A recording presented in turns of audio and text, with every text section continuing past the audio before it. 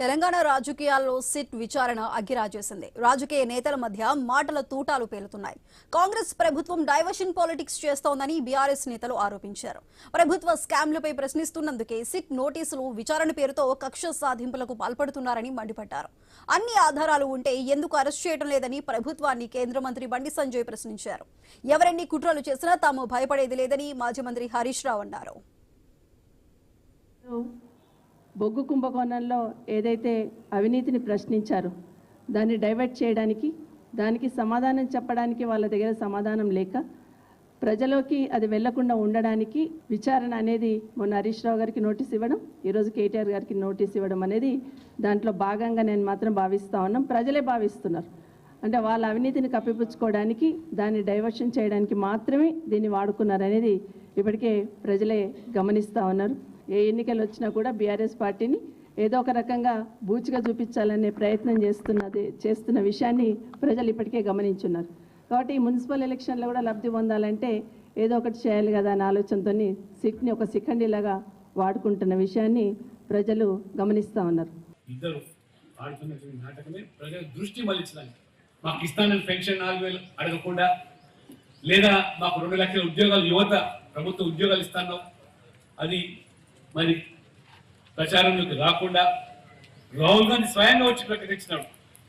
మా అశోక్ నగర్ చిక్కడిపల్లి నిరుద్యోగ యువతను మా ప్రభుత్వం వస్తే 2 లక్షల ఉద్యోగాలు ఒక సంవత్సరంలో ప్రభుత్వ ఉద్యోగాలు కల్పిస్తాము.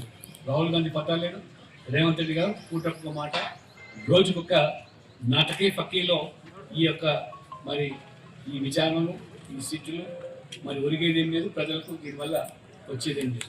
సిట్ ఏర్పాటు చేసిన తర్వాత ప్రారంభించిన సీరియల్స్, టీవీ సీరియల్స్ మొత్తం అయిపోయినాయి. ది ఎండ్ శుభం పడ్డది.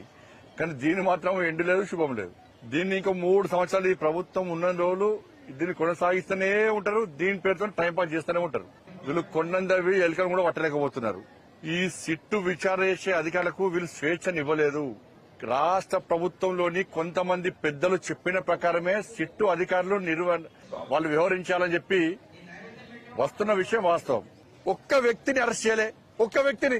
ఈ సిట్టు విషయాన్ని నమ్మంటారా? ఎన్ని సంవత్సరాలు సిట్టు విషయాన్ని చెప్పి సిట్టు సాధించింది సిట్టు సాధించింది ఎందుకు చెప్పండి.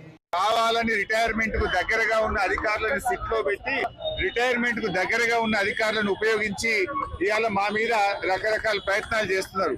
నేను మాత్రం ఒకటే చెప్పదలుచుకున్న అధికారులకు, మీరు అన్యాయంగా వ్యవహరిస్తే, అక్రమంగా వ్యవహరిస్తే, మీరు ఉద్దేశపూర్వకంగా మమ్మల్ని ఇబ్బంది పెట్టాలని ప్రయత్నం చేస్తే, మీరు రిటైర్ అయిన తర్వాత కూడా ఏ పొక్కలో దాక్కున్నా, సప్త సముద్రాల బయట ఉన్నా మిమ్మల్ని పట్టుకొచ్చి విచారిస్తాము.